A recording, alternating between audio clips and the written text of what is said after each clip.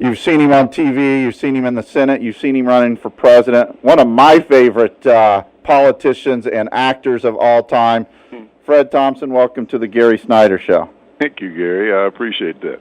Well, what else could I say? I mean, you're a living legend in our house. Hey, I'm not that old, man. Well, maybe I am. Well, you have had a body of work, sir. And you got to have give a guy a lot of credit. You've had a great career and continues on. And besides that, decided to go into public service and run for office and really served your country. That's what the founding fathers were really looking for. I appreciate your saying that, because that's the way I've felt about it. I have always enjoyed the things that I've done. A lot of them have been kind of happenstance. Opportunities have presented themselves to do interesting and different things, and I've enjoyed that. But I wanted to devote a part of my life to public service. Had a wonderful opportunity to do that. My first attempt, and as I intended all along, went back to private life after a while, just like the old boys a long time ago thought it should be. And now you want to use our show to springboard to further success. Well, yeah, any port in a storm, Gary. Well, let's first talk about why you're giving us a call today. You're one of the champions for the National Popular Vote, a nonpartisan effort to make the popular vote the rule of the land instead of the electoral college. Tell us a little bit about that. Well, I think it's an idea whose time has come. People look for partisan advantage or disadvantage in the thing, but I was surprised when I looked into it that there really is none now. The advantage that's gotten under the current system is in a handful of votes that get all of the attention, and where all the campaigning time and money is spent in these elections, and they're becoming fewer and fewer states as time goes on. The other states have become flyover states, and they're heavy red states or heavy blue states, and don't get any attention, and don't get a lot of recognition or attention after a person's elected. There's a reason why Obama and Biden have spent about half their time in Ohio and Pennsylvania since they've been in the White House, and it's becoming a little bit more difficult to tell your kids that the girl that gets the most votes for homecoming queen wins, but the person that gets the most votes for president of the United States doesn't necessarily win. So I think it's a good thing, consistent with the Constitution and consistent with the flexibility that our founding fathers gave us under the Constitution for states to appoint the electors however they see fit and direct them however they see fit. And there've been various ways that they've done that over the history of our country, by winner take all, which most of them do now, or by congressional districts, or by the legislatures themselves appointing them. And this is yet another way to go about it, and that is to say that the states will pledge their electors according to who gets the most votes. Now, you do realize, this is Ken, the co-host, you do realize that if you got this started like more than 11 years ago, that Mr. Al Gore would have been elected president, because that's the way the popular vote went down. And a lot of liberals, a lot of Democrats were pretty upset, and they were calling for it back then, if I remember correctly, that we should change this whole thing about the Electoral College because of that close election and the fact that Mr. Gore had gotten more of the popular vote. But that's at that time, and still is. That's not the way we do it. Well, let me tell you another situation. Okay. I'll remind you of one. In 2004, if 60,000 votes had changed in Ohio, John Kerry would have been elected president, even though George W. Bush had over 3 million more votes than he had.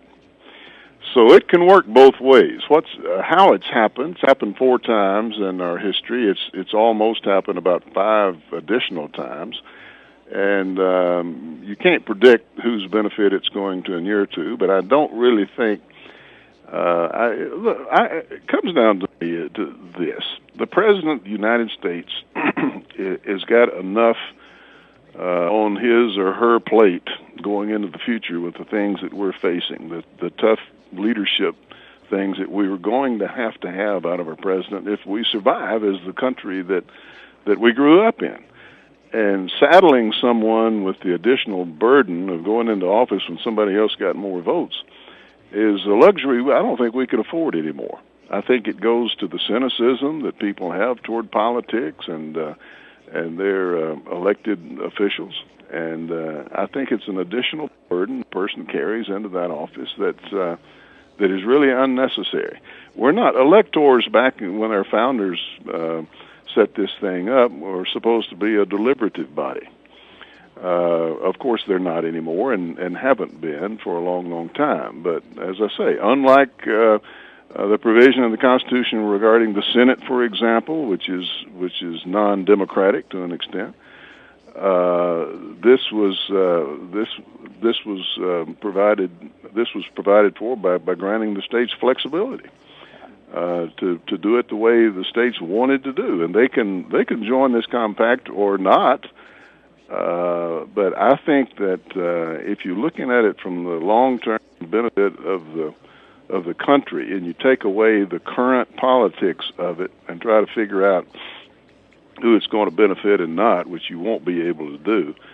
The big states are pretty equally divided, red and blue. The smaller states are pretty equally divided, red and blue. You can't figure that out from one election to another. And I think that it's something, as I said, that whose time has come. How do you go about getting this done? Enough states have to agree that provide for 270 electoral votes.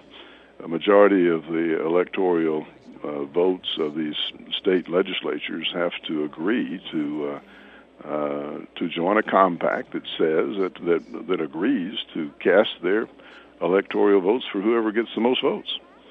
And once enough of those people have agreed, then it comes into effect.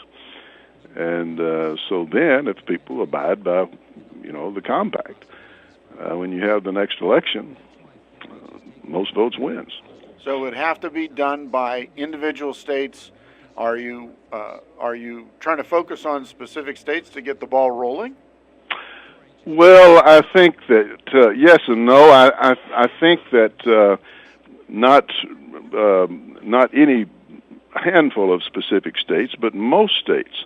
I think the ones you would not focus on are the ones that clearly get the benefit of the current system. I mentioned Ohio and Pennsylvania and Florida. And a few states like that, they get all of the attention now. 15 states get about 98% of the campaign activities in the last couple of months before an election, and you can narrow that on down. Like 5 states gets most of it, and I don't think those states probably would give up what they perceive to be their parochial advantage, but other states have a motivation to do so, I think, without losing anything. You can't really cut this thing as being pro or anti any section of the country, or I think pro or anti either party. If you look at the breakdowns, it's not. Some people say it's big city oriented. It's not really. If you look at it. Los Angeles, for example, can't even carry California a lot of times. We've had some Republican governors out there, and they've always lost Los Angeles, so much less the nation. So most of these big states have a pretty close margin within those states. The highest margins are like 55%. So there's really no, if you really look at it historically, the only conclusion that you can come from in terms of a built-in advantage are those handful of states that are in play, and the rest of the states are not. Well, let me ask you this: politics or acting? Which one you like better? Well, I appreciate the fact you drew a distinction between the two. But you know, I never got in politics to to enjoy it. I think anybody who really gets a kick out of you know, seeing, for example, your leadership turn its back on things that would benefit the country, and sense the frustration of really trying to do something that has to be done that should be obvious to everybody, like our current debt spending situation. It's not done for personal political interests and politicians who are more interested in their own personal survival than they are speaking the truth to the American people. That's not fun. That's not. But it's worthwhile. And for me, it was not the way I wanted to spend all of my adult life. But it was a worthwhile thing to do and a satisfying thing to do. Are you done with politics? Yeah, in terms of me running, but certainly not in any other respect. I'll be involved. Let me ask you now that you said that. Do you have a favorite on the Republican side? You know, for president right now. No, not at this time. Anybody? Not at this time. I'm not sure the entire field is in yet, for one thing. Yeah, where is it? Our governor here in Indiana, Mitch Daniels, is. People are waiting anxiously. Yeah, we're not sure what he's going to do. I'm not sure what he's going to do either, but if he's interested in it, I'm very interested in him getting in, because I think he'd make a great president, frankly. I've known Mitch for some time. He was head of OMB when I was in the Senate, and we worked together back then. And I've been a big fan of his all along. And the fact that he's not salivating to run appeals to me.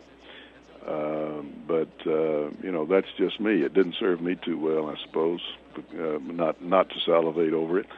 But I still think the American people gravitate to somebody who will tell them the truth and are not in it just for their own personal aggrandizement. And I think Mitch fits that bill. Well, let me ask you this one last question before we let you go. Can I get a show sounder from you? A show sounder? Yeah, he wants you to say something. Gary, tell him what you want him to say. This is Fred Thompson, and you're listening to The Gary Snyder Show. This is Fred Thompson, and you're listening to The Gary Snyder Show. Stack 'em, pack 'em, and rack 'em. Hey, it's been a pleasure, and thank you very much, and we'll continue to follow your efforts. All right, buddy. Thanks a lot. Appreciate it. Thank you very much. Thank you, Mr. Fred Thompson here on The Gary Snyder Show.